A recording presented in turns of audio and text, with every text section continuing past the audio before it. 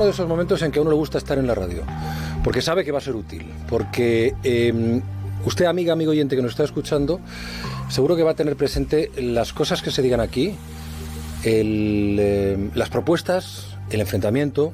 Todos vamos a sacar algo del debate sobre economía, propuestas en torno a la economía de los principales partidos políticos de cara a las elecciones del próximo 10 de noviembre.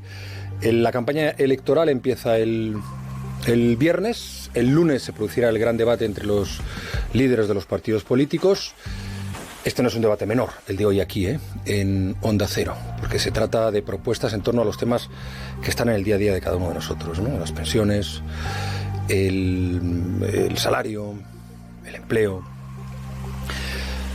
Están con nosotros hoy en este estudio principal de Onda Cero Daniel Fuentes, responsable de Economía del Comité de Estrategia del Partido Socialista. Buenas noches. Buenas noches.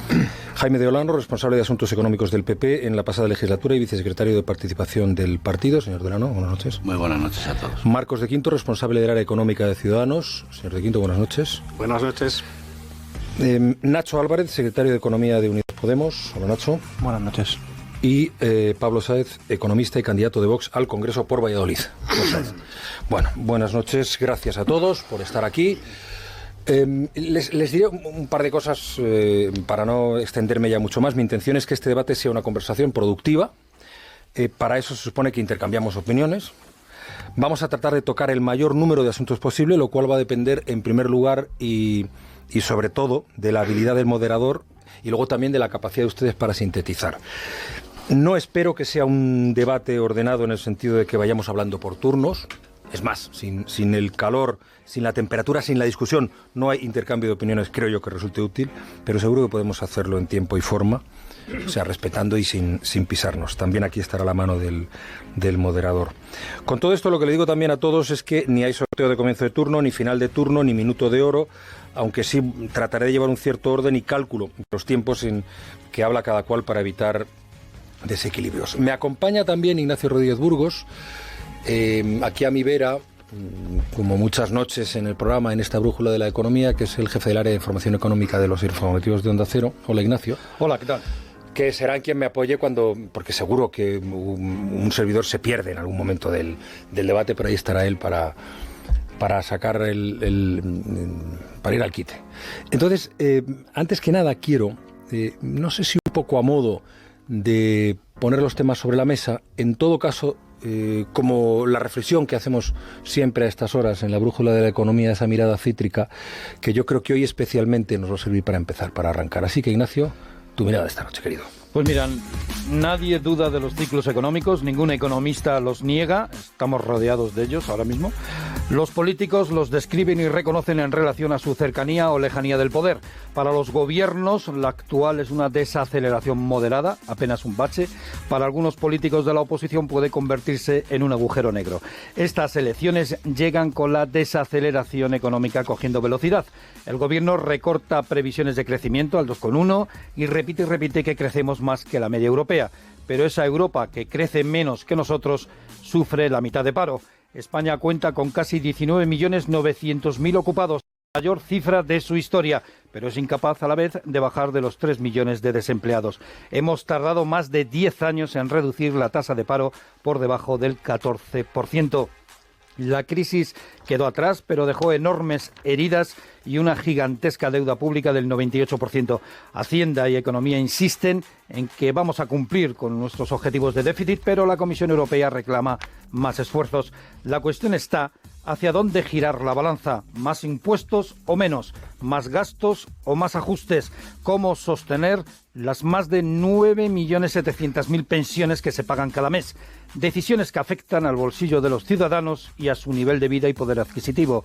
Esto en mitad de una ralentización de la economía mundial, como alerta el Fondo Monetario Internacional, zarandeados por la geopolítica de los grandes imperios, como Estados Unidos y China, sorprendidos por la inestabilidad generada por el Brexit, cabalgando sobre la cuarta revolución industrial, la más profunda, la tecnológica digital, con la amenaza del cambio climático sobre nuestras cabezas. De ahí la importancia también de saber hoy cómo vamos a enfrentarnos a estos retos, cómo se va a hacer la transición energética y cómo vamos a prepararnos para una digitalización y robotización imparables. Bueno, empezamos. ¿Desaceleración o crisis? Y le pregunto al responsable del partido que está en el gobierno, aunque sea en funciones, Daniel Fuentes. ¿Desaceleración o crisis? 2,1 de crecimiento este año. Muy bien. Yo creo que el discurso o el diagnóstico que yo creo que era comúnmente compartido hasta hace unos meses no es exactamente el mismo día. Hasta hace unos meses lo que hablábamos es de incremento de la incertidumbre. Hoy en día esa incertidumbre es algo más que un incremento de la incertidumbre, los riesgos se han materializado. Yo creo que hay dos de orden exterior y unos de orden doméstico que afectan a la economía española. Los dos de orden exterior son bastante evidentes. El primero de ellos es esa guerra comercial, ese incremento del proteccionismo, que en principio parece que estaba más focalizado entre Estados Unidos y China, pero que ya vemos que afecta directamente a Europa y, cómo no, a la economía española. El segundo de ellos pues es el Brexit, que mejor o peor acuerdo, con un Brexit duro o con un Brexit negociado, sin duda alguna generará un impacto en la economía española. Y la tercera variable o el tercer foco de riesgo, que yo creo que se está también materializando de ámbito doméstico, es un riesgo de expectativas. Voy a dar un dato que es, yo creo que definitorio de la situación actual. La renta bruta de los hogares, el dinero que entra en las familias después de pagar impuestos, después de recibir prestaciones sociales, ese neto crece más que nunca. Crece al 5,8%, casi 2 puntos por encima del PIB nominal. Y sin embargo, estos mismos hogares, cuyos fundamentales siguen siendo robustos, resulta que consumen bastante menos y ahorran bastante más que en el pasado.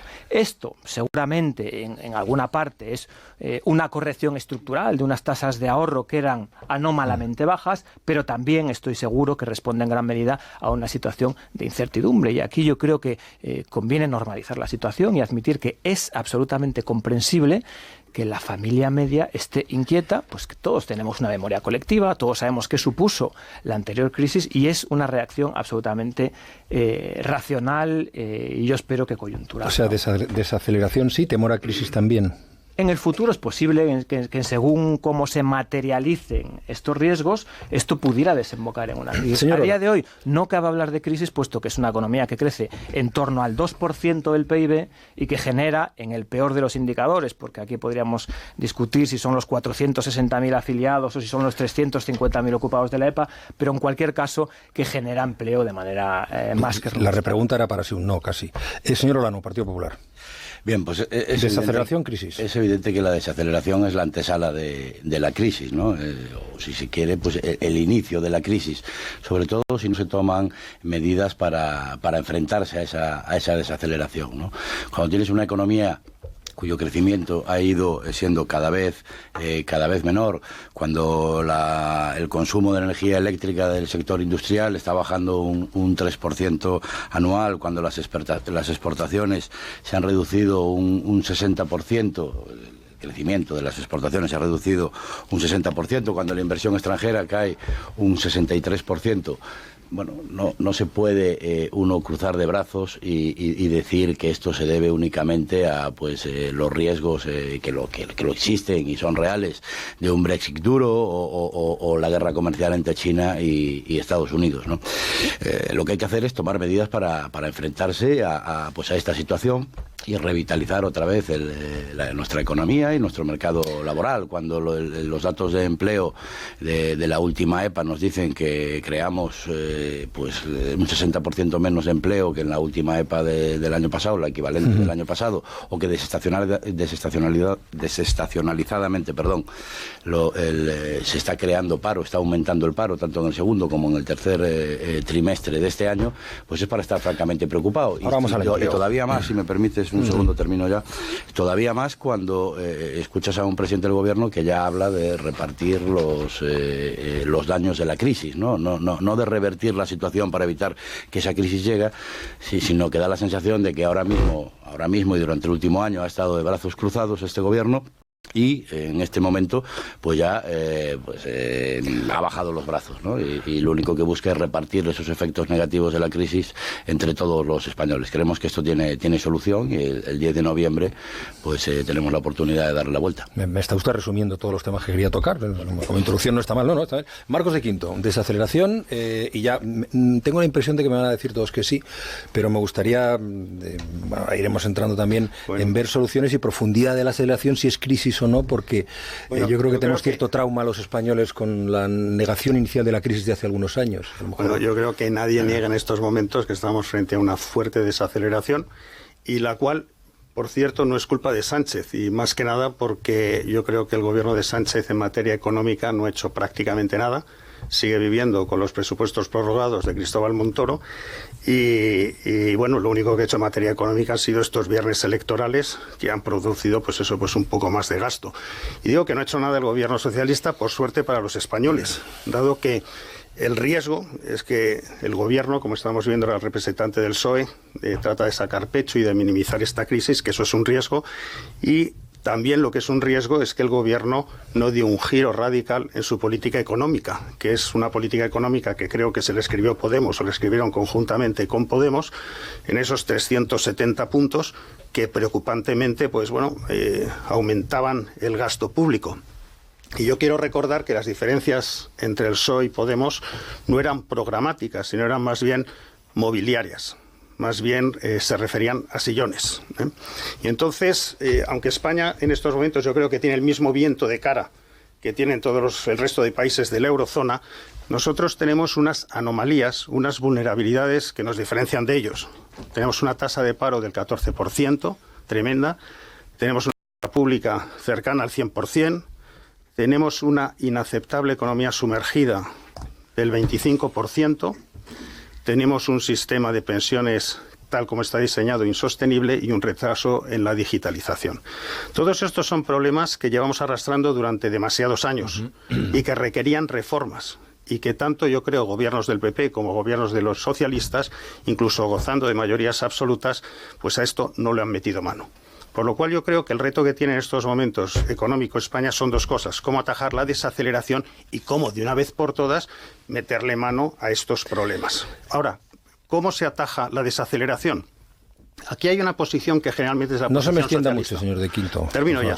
La posición socialista generalmente es negar las crisis, luego minimizarlas y posteriormente, cuando te caen encima como una losa, dedicarse exclusivamente a tratar de minimizar sus efectos, cuando yo creo que cuando hay una desaceleración lo que hay que hacer es tratar de combatirla, porque incluso aunque la economía de nuestro entorno esté desacelerándose, hay quienes pueden crecer, porque no todos vamos a desacelerarnos de una manera lineal, porque aquellos que generan mayor competitividad pueden ganar cuota de mercado incluso en estas circunstancias. Y yo creo que lo que es vital para la economía española es tratar de mantener el nivel de actividad a través de no castigar a las empresas y tratar de ayudarlas a que puedan mantener ese nivel de actividad. Señor Álvarez, Nacho Álvarez, secretario de Economía de Unidas Podemos, ante la desaceleración, que parece que hay consenso, no sé si es profunda o no, si usted la ve como una crisis o no, ¿qué podemos hacer?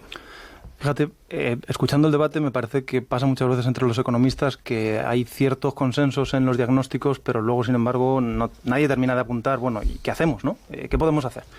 Yo estoy de acuerdo. Creo que la desaceleración es muy preocupante. Creo que la Moncloa ha mantenido un perfil, yo diría, excesivamente dubitativo ante los signos preocupantes que tenemos delante. El mercado de trabajo se enfría, la inversión está parada y, por lo tanto, de fuera llegan vientos que son alarmantes. Alemania está entrando en recesión. España es verdad que aguanta todavía, pero el riesgo de que la desaceleración se transforme en crisis es muy evidente, ¿no? A mí me parece, sin embargo, que hay que actuar y que además tenemos incluso una oportunidad para acometer no solo propuestas que eviten esta desaceleración, sino que acometan retos estructurales que tiene nuestra economía y que están sin atender. Yo creo que es el momento de poner sobre la mesa lo que Mario Draghi viene reivindicando desde hace años, desde el Banco Central Europeo, es decir, modificar la lógica con la que hemos trabajado en la política fiscal, poner punto y final a la austeridad y desarrollar un programa de inversiones que sea capaz de acometer, no solo, ya digo, de acometer un muro, un dique contra la desaceleración y en particular un escudo social contra quienes más la pueden sufrir, porque llevamos un año en donde hay gente que no ha salido todavía de la crisis, 10 años, sino además que seamos capaces de acometer retos que tenemos pendientes. España sigue teniendo un enorme reto en materia de productividad.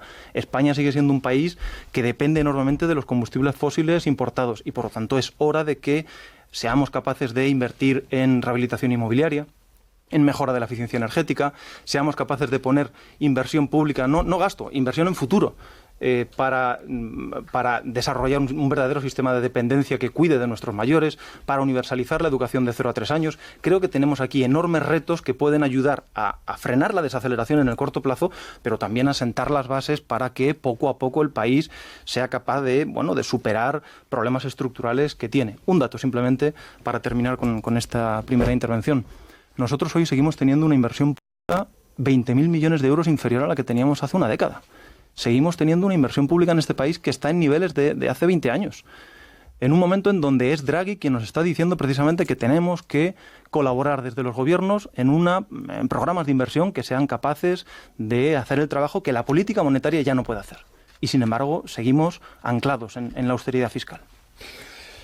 Pablo Sáez, Vox, desaceleración, si no, ¿qué hacemos con ello?